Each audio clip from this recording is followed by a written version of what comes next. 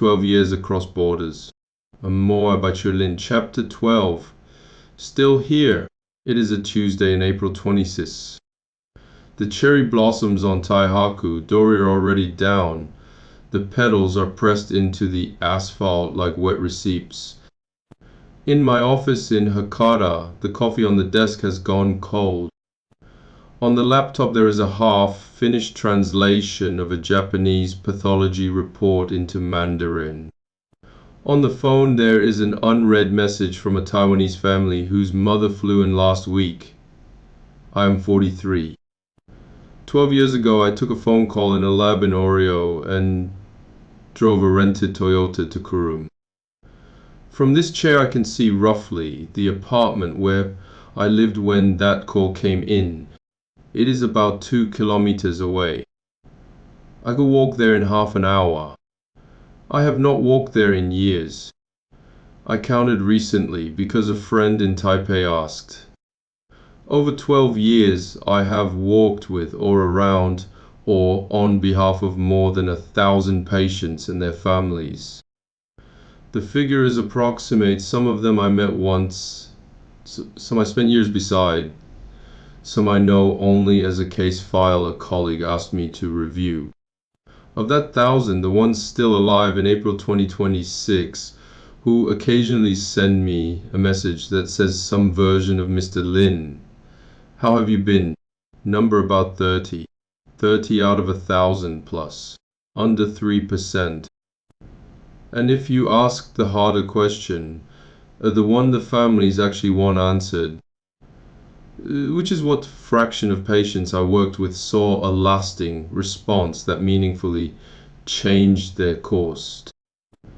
The number is a figure I am reluctant to put into print, because every number in this field becomes marketing the moment it is written down. I will describe it instead. The honest long-term rate is in single digits. It is not zero, which is worth saying. For the patients who responded, the response was often meaningful. It is also nowhere near the numbers that clinic brochures employ. I counted the 30 on a Sunday, at this desk, with the contacts list open, on the phone and a legal pad next to it. I expected a larger number. I went through the names twice. The number did not move. None of these figures are a measure of my work. Most of the people who came to me had already been told by physicians in their own country that nothing more could be done. They flew to Japan to try something investigational, knowing the odds, and the odds were what the odds were. Some responded. Most did not. Many who responded for a while, and then the disease found its way back, and they went home, and eventually the messages stopped. So this is not the story of 1,000 rescues. It is the story of 1,000 difficult journeys that I was allowed to walk beside, and the 30 people who happened to still be on the other end of the line. I remember the 30. I also remember the 970. There is nothing to boast about and nothing to regret. I am still here. In Fukuoka City I did not intend to stay in, doing work I did not intend to do. If you ask me why I lost over 12 years, I would tell you the being there. My friends in Taiwan, the ones from university, the ones from the cram school in Taichung, the ones from the graduate program in Oreo, they got married, they had children, they bought apartments. Their parents got sick, some of them divorced, some remarried. I was in Japan for most of it. I come back to Taipei once or twice a year, open the group chat on the flight, and discover that somebody I used to drink with has been a father for 3 years. Nobody holds it against me. Everyone is busy. But you notice over time that in the architecture of your friends' lives you have become a name that occasionally sends a message. My parents are in Taiwan. My father died in 2011, 5 years before most of this story happened. He did not see any of the work I ended up doing. My mother is 75. I do not take her to the doctor. I do not go to the market with her on Saturday mornings. The classmates of mine who stayed in Taiwan do these things every week. I visit a few times a year for a few days at a time. There is nothing to dress up about this. If you choose to live in another country, the cost is a series of rooms you are not in. That is the whole arithmetic. I do not regret the choice. I'm also not going to pretend the cost did not get charged. Around 2024, TSMC's new plant in Kumamoto began hiring at scale. For a year or so, every Taiwanese engineer I knew in Fukuoka was talking about it. Salary sheets circulated in line groups. Interview questions were swapped. Friends I had known for a decade handed in their notices at Japanese semiconductor companies and moved south. I was 41 that year. I should write this honestly, I thought about it too. The logic was not complicated. 12 years of independent cross-border medical work meant irregular income, business that depended on conditions outside my control.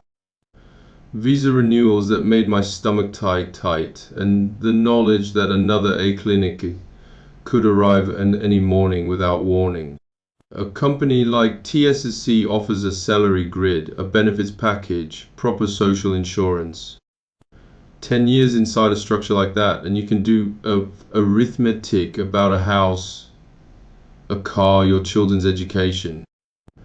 My master's degree was in materials engineering. Semiconductors were the path I was notionally on 15 years before any of this began. For several months I seriously looked at the listings. Age was a problem as a 40-something career changing into a line engineer role as possible, but not easy. And I honestly did not know how a corporate recruiter would read a resume that said cross-border medical coordinator, 12 years in the slot where semiconductor process engineer 12 years should have been. But the real reason I was tempted was not the salary and not the structure. It was that I was tired. A decade of improvising without a playbook, being the only one on my side of every phone call, rebuilding the day from scratch every morning, had worn a groove into my concentration. There were weeks when the idea of walking into a company at 9 a.m., doing defined work inside a defined team, and leaving at 5 p.m. with the weekend actually being the weekend sounded like a fantasy I would have paid for. I did not go. Before submitting a single application, I did the quiet arithmetic. Inside a company like that, I would have been a junior engineer in my 40s, reporting to a section chief in his 30s.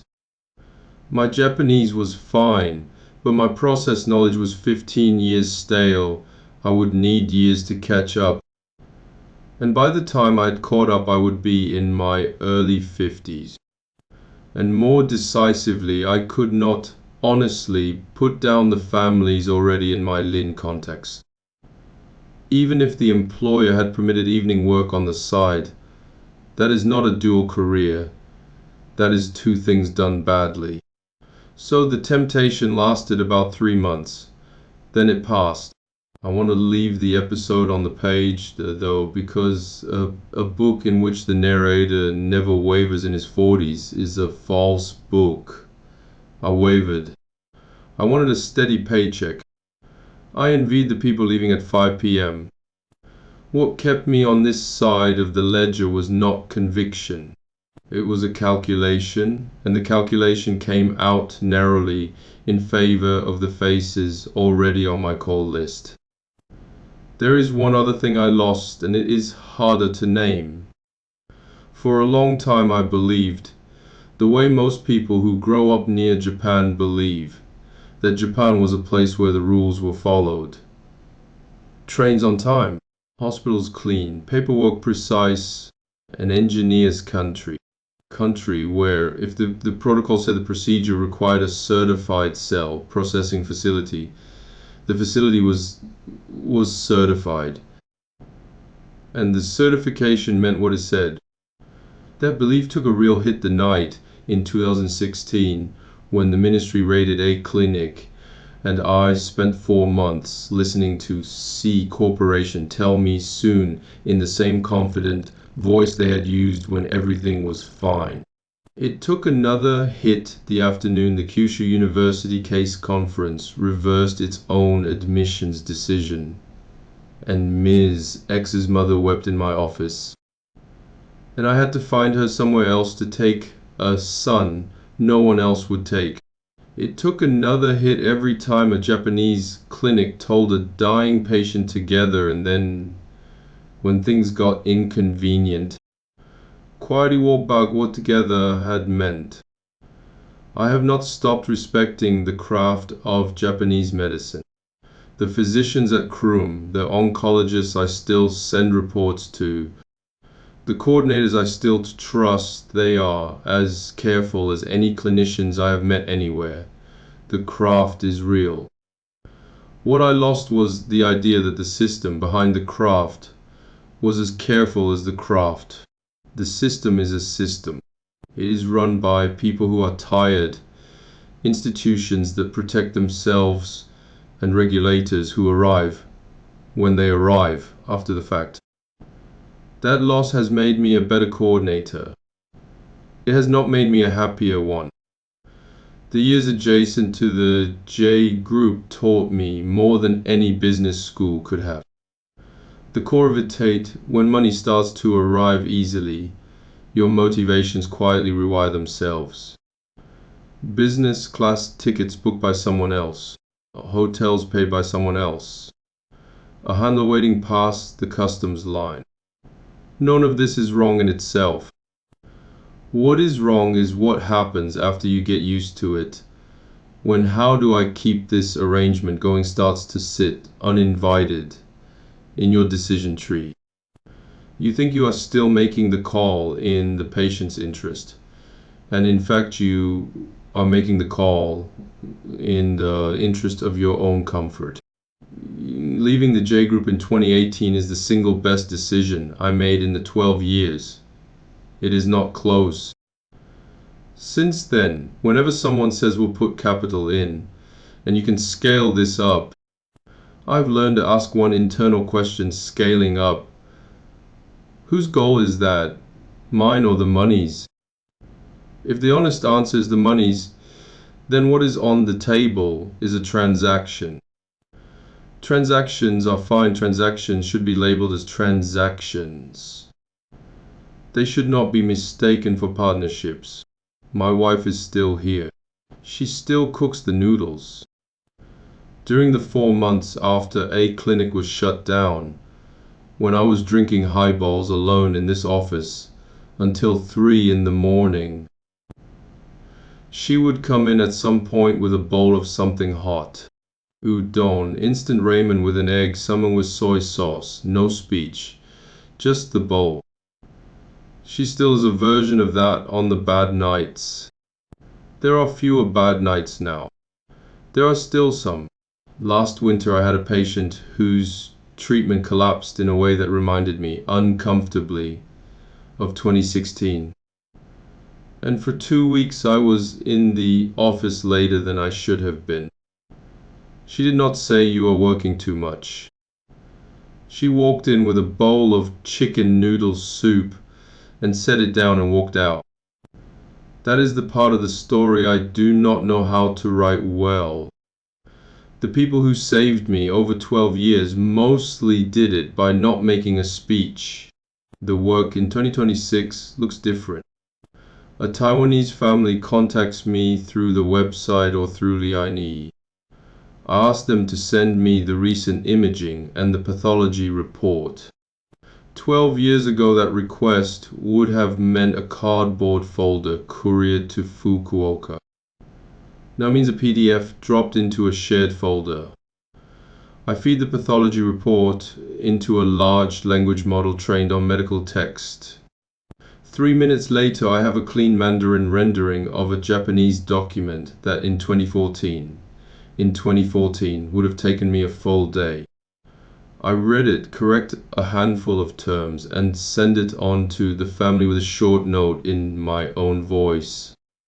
The model has made possible a version of this company that would have required 3 full-time staff in 2018. Today the headcount is me, 2 colleagues, and a stack of subscription fees. A research assistant with the ostensible knowledge base of a medical specialist on top for the cost of 1 restaurant dinner a month. That is the world now.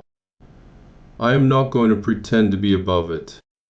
The part the model cannot do is the part that still matters. At 2 in the morning, when a daughter in Taipei calls because her father is scheduled for a resection at 9 a.m.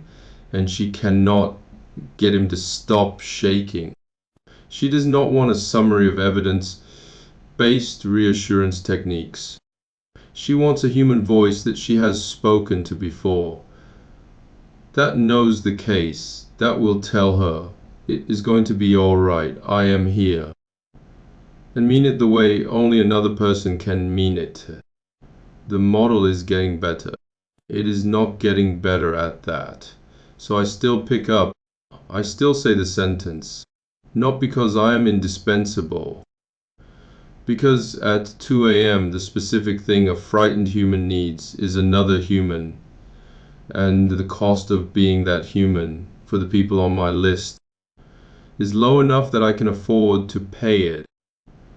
There is one line: I do not control Japanese law. My life here rests on the business manager visa.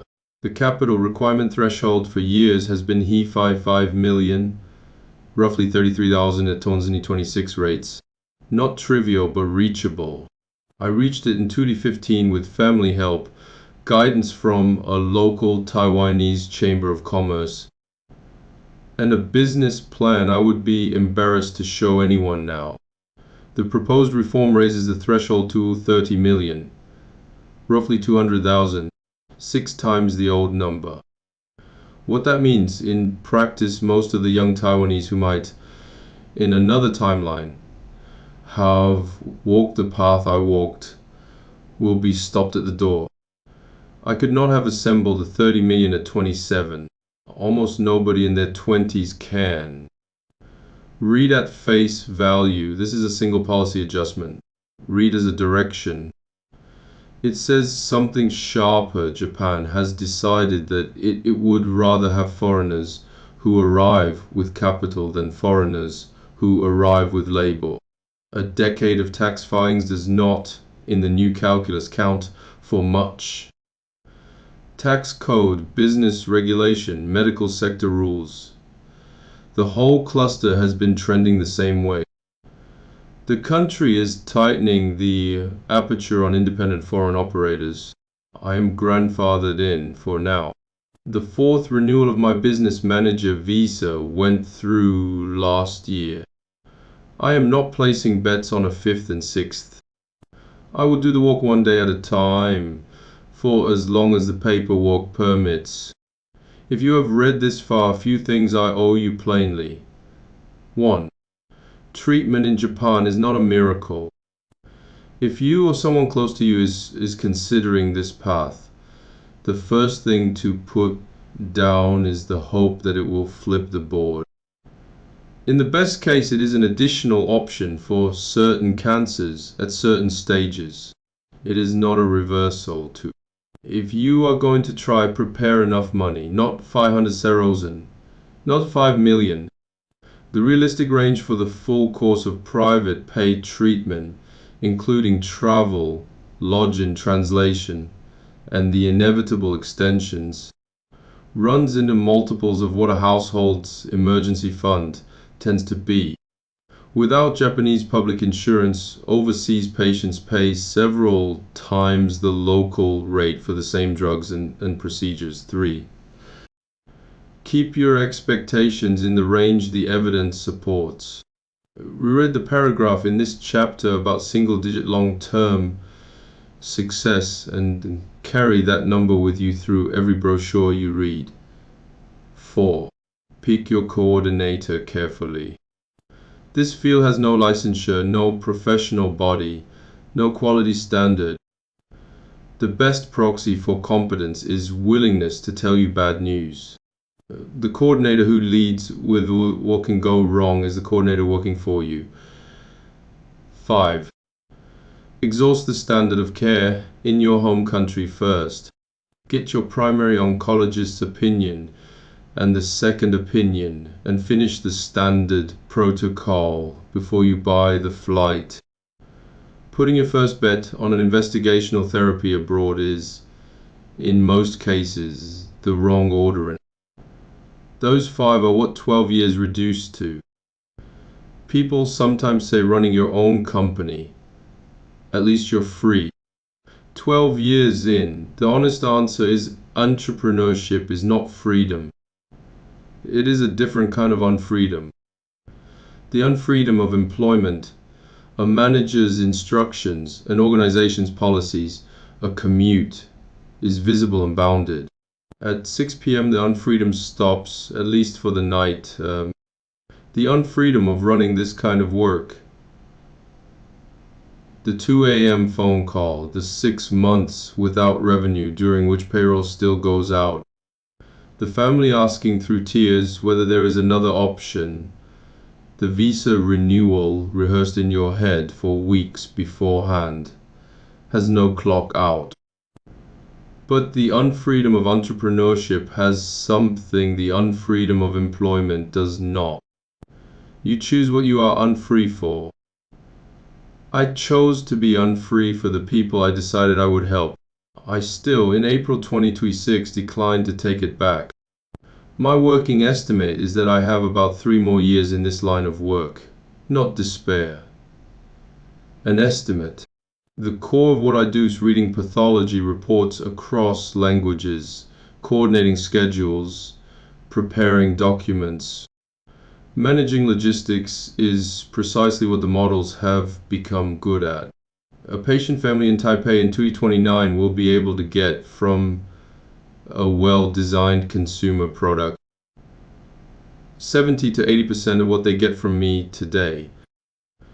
The last 20%, the 2 a.m. call, the physician who takes the referral because he knows my name. The judgment about which Japanese hospital will actually take a difficult case will hold on longer, not forever. So 3 years. Then I want to go home to Taiwan and grow something in the ground. I know how this sounds. A man who has spent 12 years on international medical coordination, speaking 3 languages into phones, announcing that his next career is farming. It sounds like the self-written coda of a burned out executive. I mean it literally. The logic is narrow. I'm looking for work the models are not about to eat. Agriculture is not immune to automation, but the core farmer's judgment, when to plant, when to plow, when to irrigate, how to read this field this season, still lives in a body that has stood on that ground for years. The models will get there eventually, not in the next decade. The other reason is simpler. My mother is 75. My father has been gone for 15 years. The 12 years I have spent building this in Japan cost me a lot of rooms I was not in. If I have 3 more years here, I would like the decade after that to be closer to the people I owe time to. I do not yet know what I will grow. Rice, maybe. Citrus. A small orchard of mangoes in the south, or high mountain tea in Chiayi. The shape is undetermined. The direction is clear, a piece of land, a slow season, a body that moves because the work requires it, not because a phone is ringing. If old friends visit, I will make tea and cut fruit off a tree I planted, and we will talk about the 12 years in Japan. about the patients and the clinics and the late nights, and about the people I could not save, and the 30 who are still on the other end of the phone. That is the picture of 50 I hold in my head. Most of the pictures I have held in my head have not come out the way I pictured them, but it is the one I am walking toward. Sometimes a young person emails me who's recently graduated, interested in cross-border medical work, wondering if there is a path. The answer I give is probably not this one. It is not advice against the field. It is advice against the absence of a field. What I have done for 12 years has no curriculum, no senior practitioners to apprentice under, no professional body, no defined standard of care. I built my judgment in the dark by being wrong repeatedly and expensively.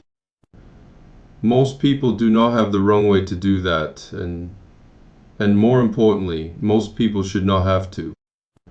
When they press, I say find a company with a structure. A hospital, a pharma firm, a research institute, a platform that already has protocols. Work there for 10 years. Learn the machinery. If after 10 years you still want to do what I do, you will be far better at it than I was at your age, and the field by then may have grown a shape. Go work at TSMC, I sometimes tell them. That is a joke at my own expense. I could not have gotten into TMC at 27, and I could not now. It is shorthand for go somewhere the path is visible, and walk it until you know your own legs. If I could say one sentence to the 31-year-old sitting in the Oreo lab with the ballpoint pen in his hand and the ringing phone on the desk, it would not be don't answer. He has already answered. It would not be brace yourself. No amount of bracing would have prepared him for a clinic, for the J Group jet, for the April 2020 mornings calling Kush mask brokers at 4 a.m., for the night in 2022 when he first typed a Japanese pathology report into a language model and watched a clean Mandarin translation come back in 3 minutes. What I would say is pick up. If it goes sideways, call me. Short, a little cocky, but it is what I would tell him, because I have seen his next 12 years. I know how hard they get. I also know from here that he walks through every one of them. Sometimes well, usually badly, always forward. One more honest line before I close. 12 years in, am I still moved by the work? Yes. No, not by the theatrical moments. There have been a few. I am not the one to write them. By the quiet ones. A patient I had mentally counted among the gone, sending a photo in spring from the top of Yang Mingshan, smiling like someone who has not been anywhere difficult. A widow years after her husband's death, messaging in April to say the cherry blossoms at Kyushu University are beautiful this year. And she remembers the trip they took together when he was still here. The sight of a patient's recovered face still moves me. I half expected, right in this chapter, to discover that the nerve had been worn down by now. It has not.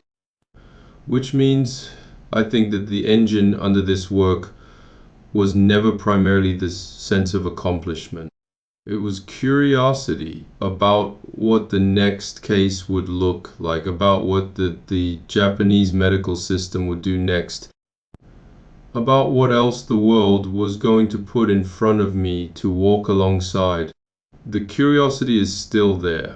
That is why I am still here. It is still a Tuesday. The coffee is cold. The translation on the screen is about halfway done. The unread message on the phone is from a woman whose mother was diagnosed last week with pancreatic cancer in Taipei. She wants to know if there is anything in Japan. I will reply carefully in an hour. Tomorrow a Taiwanese family is flying in. I will pick them up in a car, not a rented Aqua anymore. A leased SUV that fits 3 adults and a folded wheelchair, and drive them 90 minutes to Kurum. The Cancer Vaccine Center building has been repainted once in the last decade. Otherwise it looks the same. The nurse who greeted me that first afternoon in 2014 has retired. The doctor I called Dr. I has retired too, somewhere in his late 70s, still, I am told, eating brown rice. The new coordinator at the front desk has my name in the system. When I walk in tomorrow, she will nod the way Kay nodded at me the first time. "Oh, Mr. Lin. Good to see you." I will sit in the same kind of chair, in the same kind of hallway, and I will translate, one sentence at a time, for a family I met on Sunday. I will not soften the numbers. I will not add anything that is not in the doctor's mouth. 12 years of doing this, and the job at the level of the sentence is still the job. When we are done, I will drive them back to Hakata, drop them at their hotel, return the leased car, and walk home. My wife will have made dinner. There will be noodles. Someone, somewhere tonight, is being told they have cancer. In a week, or a month, or a year, one will find my name. I will pick up the events, patients, and institutional details described in this chapter, and throughout this book, reflect the author's memory of a 12-year career in cross-border medical coordination. All patients are anonymized.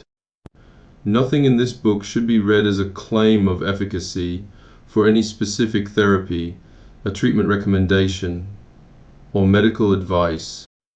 Cancer treatment decisions should be made with qualified physicians who know the patient's history and current clinical guidelines. Visa, tax, and regulatory figures cited are accurate to the author's understanding at the time of writing in April 2026 and should not be relied upon for personal planning. Consult a licensed professional. That is the end of this chapter. Thank you for listening. I will see you in the next one. 12 Years Across Borders. A More by Ch.12. Afterward. Fukuoka Spring 26. It is a Tuesday afternoon in April, and the cherry blossoms are already down. The petals lie along the asphalt in the alley behind my office in a pale damp line that the rain has not yet taken away. I am on my second cup of coffee. The first went cold before I started writing this, which is, I think, the honest frame for a book about 12 years of work. I am 43. The office is on the 4th floor of a narrow building 3 blocks from Hakata Station, above a dentist and a small accounting firm whose name I still, after 6 years, cannot read without squinting. My desk faces the window. From here I can see the corner of a parking lot, the back of a pachinko parlor, and, if the light is right, a slice of sky the color of a cheap postcard. It is not a dramatic view. I have spent a lot of hours in front of it. The phone has not rung in about 40 minutes, which for a Tuesday is unusual but not alarming. When I started this book, I thought I knew what it was about. 12 years of coordinating cancer care across the Taiwan-Japan corridor. 1,000 patients, give or take, the A-clinic raid, the J-group years, the 4 months into 2020 when the borders closed, and I watched my business go to zero in a spreadsheet that I still have somewhere on an external hard drive. Writing it, I discovered it was about something smaller. It was about the weight of a clipboard in Kurum in August 2014, before I knew what any of the words on it meant. It was about the smell of the 3rd floor hallway at a teaching hospital in Tokyo. a specific kind of floor polish that I have never encountered anywhere else in Japan, and that if you set a glass of it in front of me now, I could identify with my eyes closed. It was about a woman in a coffee shop near my office in the spring of 2018 who had just been told her son could not be treated at Kyushu University after all, and who did not cry in any of the ways I had learned to prepare for. She sat with her hands around a ceramic cup and said, in a voice so level it took me a second to register what she was saying, "I see. Thank you for coming." And then, after a pause, "Would you like another coffee?" I said yes. I did not want another coffee. I drank it. Things like that, it turns out, are what 12 years was made of. Not the raid, not the deals, the small courtesies. The attempts of strangers not to embarrass each other during the worst week of their lives. The chapter I wrote first was the fourth one. The clinic raid, the phone call before dawn, the 4 months that followed. I started there because it was the one I was most afraid of. And I had been told by a writer I respect that you start with the one you are most afraid of, or you will spend the whole book avoiding it. I was afraid of it for a stupid reason. I thought that if I wrote it honestly, the people involved said, some of whom are still operating, some of whom have better lawyers than I do, would come after me. That turned out to be a manageable fear. The legal review took 3 weeks and the manuscript survived it with its spine intact. What I did not predict, and what stopped me for about 5 weeks in the autumn of 2024, was the grief. I had not realized I was still grieving. The patients who died in those 4 months, who might have lived a little longer if the clinic had stayed open, I had carried their files from one hard drive to the next, across 3 laptops, for almost a decade. I had not looked at them. When I opened the folder to check a date for the chapter, I sat at this desk for a long time without moving. Then I got up and made a second cup of coffee and kept writing. I do not have anything wiser to say about that moment than that. The notebook I used that first summer is still on the shelf behind me. Small black cloth bound, the cover rubbed through at the corners. I used to carry it in my jacket pocket. It has dates, phone numbers, the name of a pharmacy in Kurum that closed in 2019, a pencil sketch of a peptide injection site that K drew for me on the train back to Hakata one evening so I would stop asking her to repeat it. There is a page from August 14 that reads, in my handwriting, tighter and rounder than it is now 20%, how to say it. In the margin, over the following weeks, there is a series of small dots. I used to add one each time I had to translate the number to a new patient. I stopped counting them somewhere on the 20th dot, which is also roughly the point at which I stopped flinching when I said it. I do not remember now what I had decided the right translation was. I know I had one. I used it for years. Looking at the page today, it is blank where the answer should be. I must have kept it in my head. A few things I want to say that did not fit anywhere else in the book. My wife. She has been in every chapter of this story and is in almost none of the scenes. That is a choice, hers and mine. She did not sign up to be a character in a memoir. What the book does not say, because she prefers it that way, is that none of this, not the company, not the survival through 2020, not the 16 years in Fukuoka would exist without her. My 2 employees, you know who you are. I will thank you properly in person the next time we are all in the office at the same time, which given our schedules will be sometime in late May. The physicians, Japanese and Taiwanese, who took my calls at hours they had no obligation to take them. The senior figures in the Fukuoka business community who, when I was 30, one and pretending to know what I was doing, let me sit at their tables and corrected me gently when I misused a verb. The Japanese clients and suppliers who, across 12 years, never once asked me to clarify whether I was Taiwanese or Chinese, because the work in front of us was more interesting than my passport. The patients, all of them. The ones who survived, the ones who did not. The ones who wrote me thank you cards 3 years later from towns I had to look up on a map. I did what I could. It was not always enough. Thank you for trusting me with the part of it that was. In the final chapter I said I might close the coordination business in 3 years and take up farming in Taiwan. I meant it when I wrote it. I also smiled when I wrote it because I've made plans like this before and the plans have not, as a rule, come true.